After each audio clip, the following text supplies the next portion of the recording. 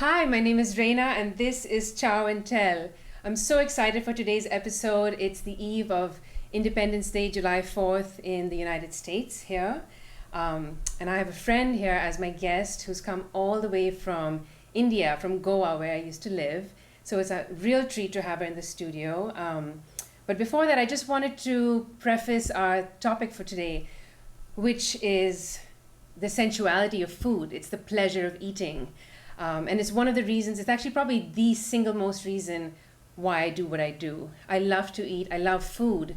Not just eating it, but thinking about it, talking about it, looking at it, smelling it, sharing it, touching it, feeling it. Like everything about food is what I love. And that's what we're here to talk about today.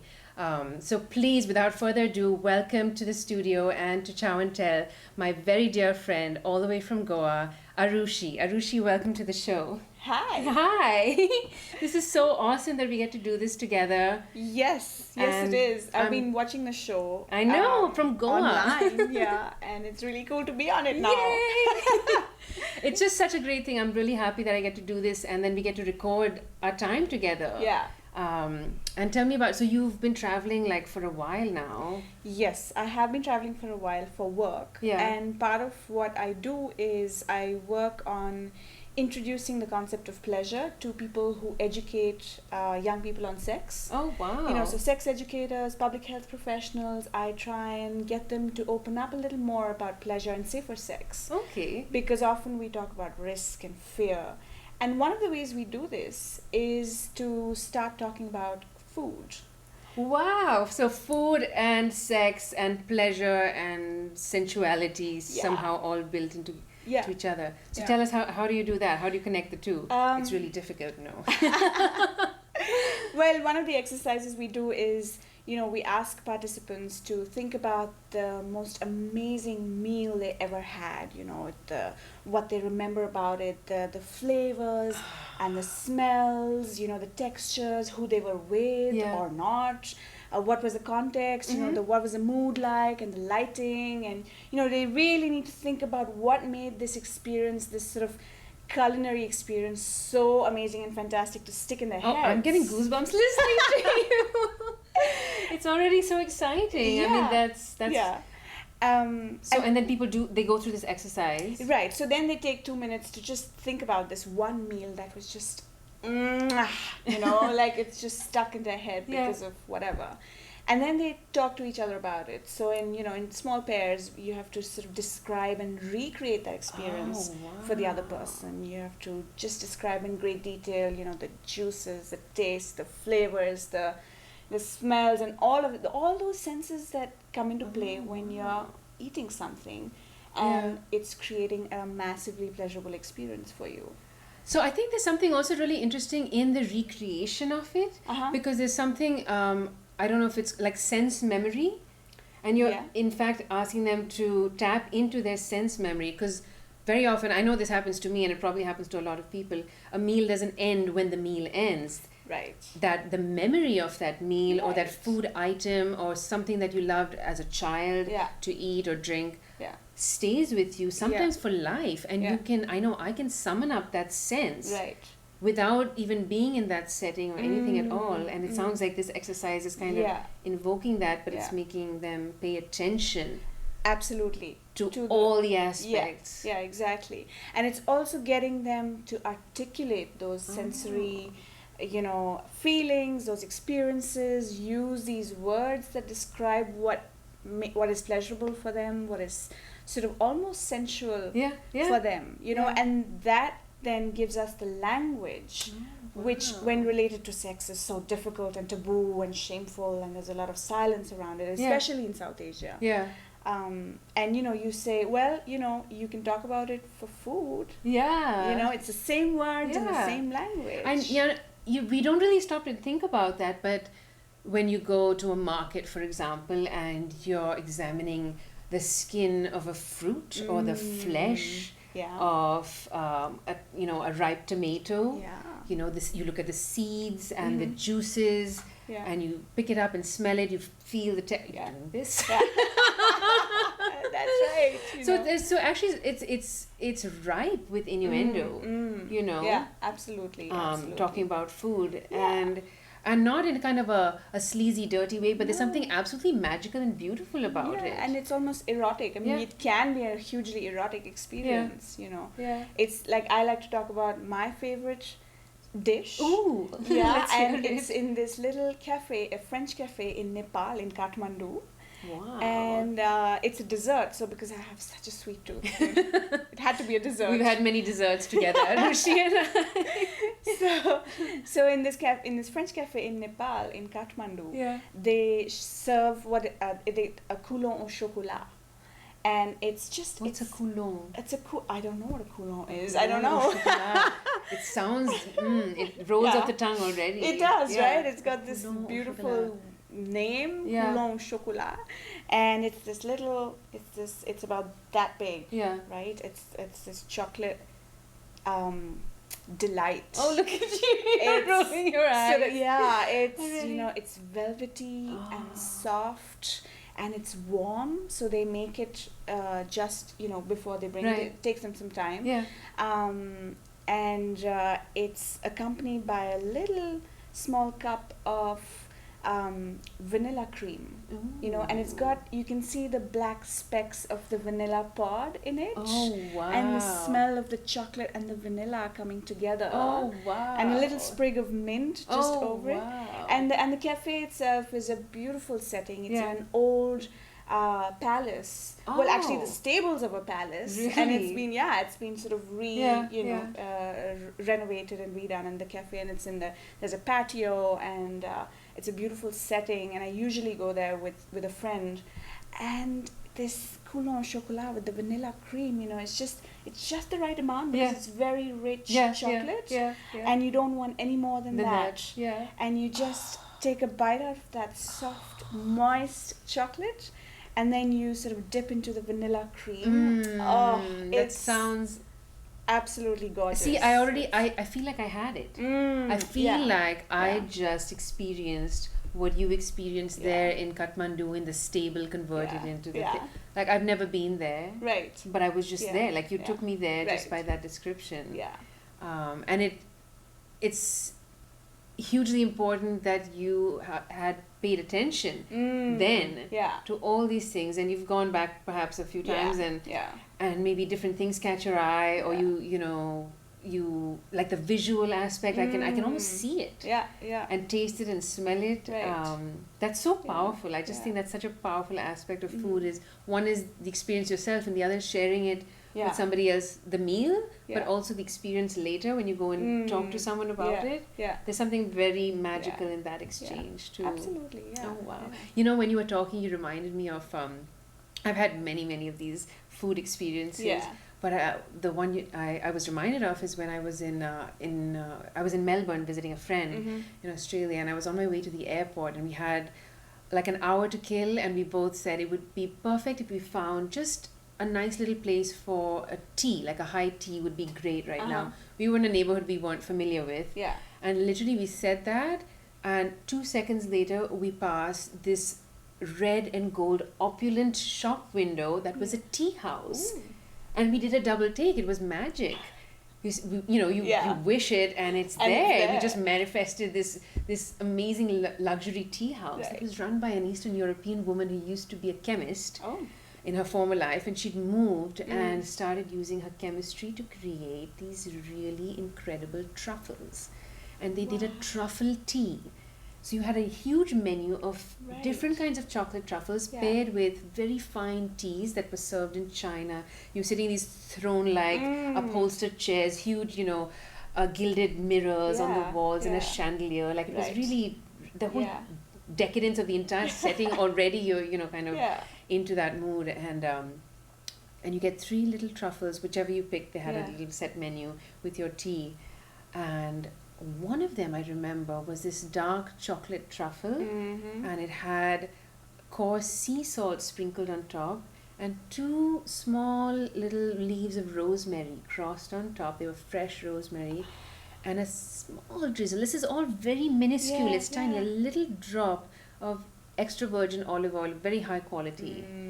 on a chocolate. So you've got salt, rosemary, and oil on a truffle, which is bizarre. Right. You don't associate those things with chocolate Not at all. normally, although things are changing nowadays. You Sure. see a lot more. But back then when this happened, it was a really new thing. And I mean, I'm salivating thinking about it now. And I bit into this chocolate. Yeah. And I wept. I actually, like right there, I just started crying.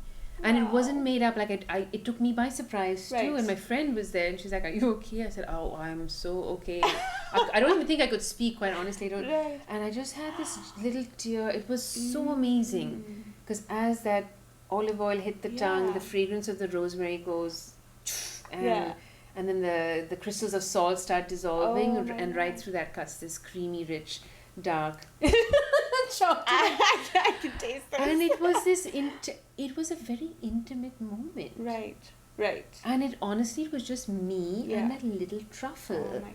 In that moment, there was nothing else. It was I felt very present. Sure. Like there was no future, no past, no plane to catch, no where I was coming from. It was just this single moment in time with me and the rosemary, olive oil, sea salt, chocolate.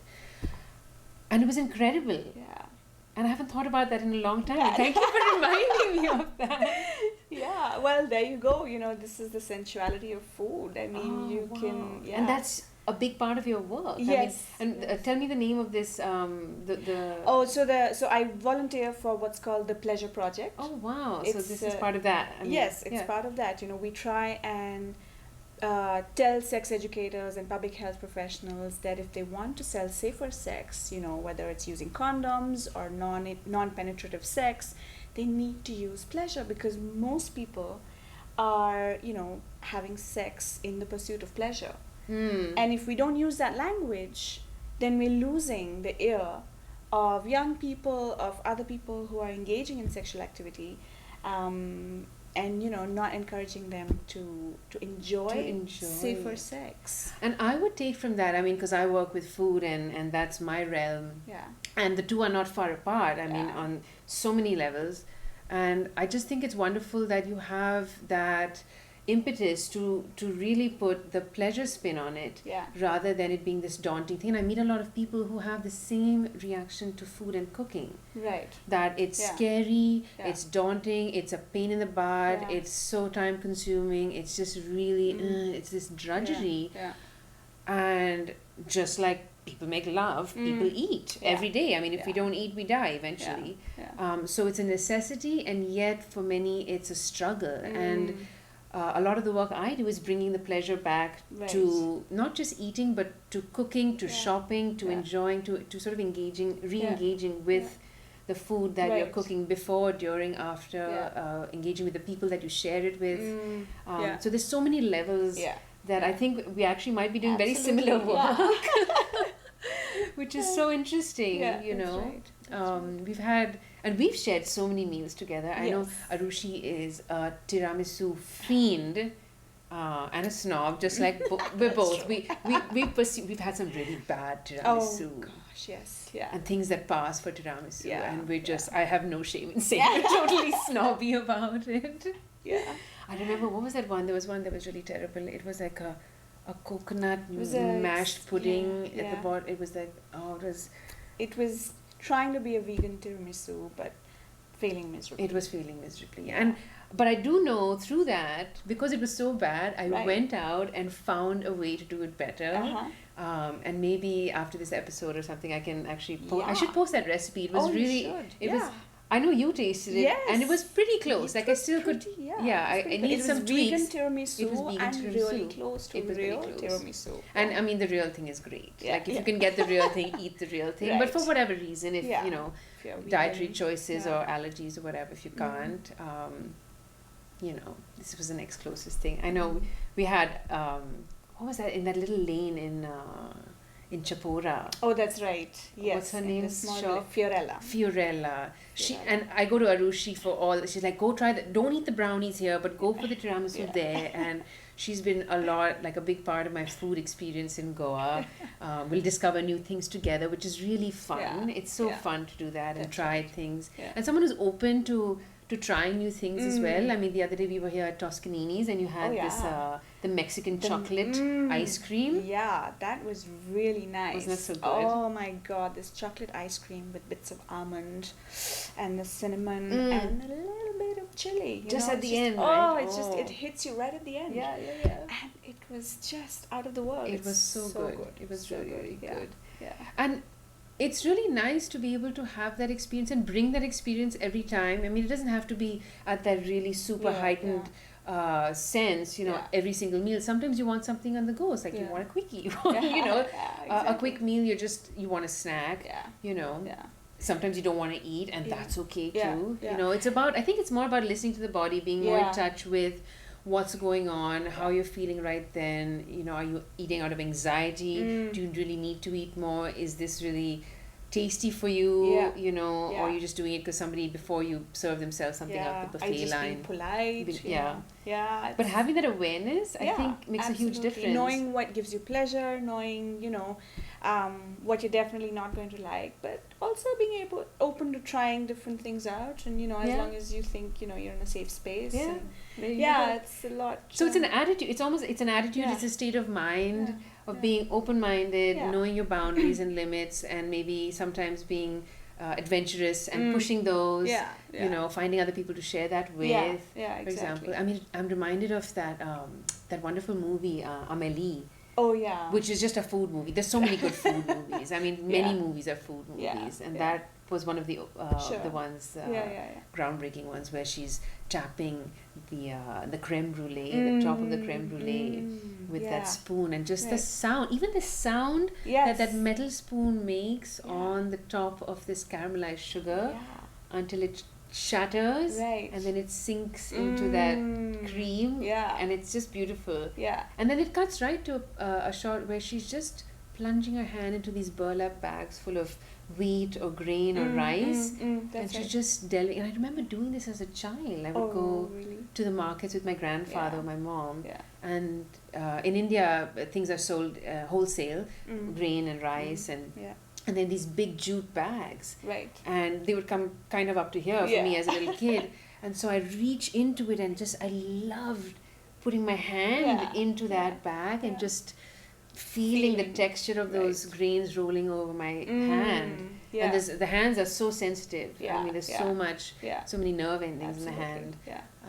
It's funny you talk about the sound of the, creme brulee breaking, because one of the things also we do is like the sound of the crackle of the condom wrapper. It's part of foreplay, and you're getting ready for it. It's almost so like it's similar. It's like just, the anticipation of pleasure. Like the creme brulee was that. It's like she knew what it was going to taste like, or had some sense of what it might taste like, but just even that moment, And then there are so many, even what you said about an intimate moment. And for me, I think one of the most intimate food moments is with mangoes in mango season in India, because it's when because they're so gooey and sticky and messy, and the best way to eat a mango is with your hands, not with a spoon or with the fork and knife or anything involved. It's just you and the mango. There's direct, contact. And it's just, my favorite thing is to get into an air-conditioned room and take off all my clothes and have this mango, because it's going to be drippy and juicy all over, and just enjoy the mango in all its juiciness and sweetness and flavor. And that is a memorable image for sure. Don't get pictures in your head. But I understand that wish to go back to our senses, in the sense of like touching with your hands, not mediated by a fork or a napkin or anything, and just really it's a much rawer experience, I think. And too often now we have very sanitized experiences where everything is already pre-cut for us. It's cleaned, it's wrapped in shrink wrap, it's put in a box, you don't know what it used to look like. And you don't have the experience of taking out the seed, eating around that central seed, having that thing be juicy and sticky, and discover that it's not a big deal. the world doesn't end because you get a little Right. bit of juice. Yeah. You know, Even dribbling down your dribbling chin down your or on chin. your shirt or Yeah, wherever. yeah. You know, it's just, it's food. It's It's okay. food. It's all right. It's safe. It's okay. Yeah. And in fact, I mean, now especially that it's summer, Yeah. it's so hot. I mean, we had a mad hot day today. We were just Yeah. running around in the heat, and it made me think. You know, like there's just so much amazing produce now, and fruits are at the just the peak of ripeness for so many things. The freshness and ripeness of all the things you find in the farmers markets, or you know, seasonal stuff that's on the stands now. And I thought, well, should we bake something or make something or cook something? And just from the heat, not wanting to be near another heat source. Yeah. And I said, why? We're talking about returning to the basics. And so we brought peaches, fresh summer fruit. And, you know, it's one of the best things you can do. Like, don't cook it, just eat it, enjoy it in its rawest form as it is. And I know I have a special love of peaches, and I think we share that too. What do you have a peach story? Oh my god, my peach story is from when I went to Canada for the first time in 2006. And in India we have peaches, but they're much smaller, and I think there's only a few varieties. And in Canada there were these huge peaches which were just rose colored and sort of actually peach colored. I was like, oh, that's where the color peach comes from. You know, they're just, and they're sort of velvety, and you know, I was biting into them, and the juice was kind of dripping everywhere, and it was just, and it has that fragrance, that beautiful floral fragrance. Yeah, and you know, that's where the peach perfume comes from. It's just that peach flavor. It's so amazing. That was, and those are the peaches I remember. You know, I've eaten peaches ever since, but it's those Canadian peaches, those rosé peach colored, soft texture. And you'll never, I bet you'll never forget that experience ever. I have a peach experience from when I was in the 11th grade. And it was lunch break, and it was just me and this peach. Like everyone else was out, and I remember opening my lunch box, and I had this peach, and I was transfixed. Because it had just the perfect shape, absolutely undented, and the aroma, it was at exactly the point of being, like it needed to be eaten right then. And the blush, it was just, I mean, this blushing, shy peach. It was bursting at the seams. And I spent my entire lunch break. People think I'm a freak. But you're here, and you don't. I really savored that peach. It was just the one peach. I didn't have more. It wasn't about eating more of them, just savoring that one. And I spent a lot of quality time, me and the peach. Raina and the peach. Raina and the peach. It was a perfect peach. It really was. And I've had many good ones since, but that one really stuck in my mind. As you know, the flesh has a certain way of just, it has a little bit of resistance at the beginning, and then you bite, and then just at one point it tears and bursts and gives way, and then you're in. And then the flesh starts just falling off the pit in big chunks, and same thing, the juice and the, you know, and it's always been my favorite fruit, and I think that experience sort of anchored it in being my favorite fruit. Speaking of which, it's Chow and Tell, we have to eat on the show, of course, and we brought peaches. We got summer peaches, and this is our dish for today. It's not a dish, it's a fruit. And I'm really encouraging people to go out there, touch your fruits, smell them, find the ripe ones. Here you go. We have little bowls, just so we don't dribble on the equipment. It's not, I'm not worried about my clothes or anything, but the equipment is a different story. Can we smell this? Yeah. I can smell them from there already. Aren't they good? It's just the peach smell. Just a lovely peach. And there's a bit of juice. There's a bit of already out. Oh. That is really good. That is beautiful. Oh wow. And then this is a good silence. Yeah. there's the reddish skin on the outside, and then the yellow inside. Yeah, these are the yellow peaches, and they're very good. I have to say. And when it's warm out, I mean, this is the best thing to do. We're going to continue eating our peaches. Check out this show and my website, www.kitchen-intuition.com. We're going to keep having a good time and buy good fruit. Have a great summer. We'll see you next week. Thanks, Arushi, for being on the show. Bye, everyone. That's our show.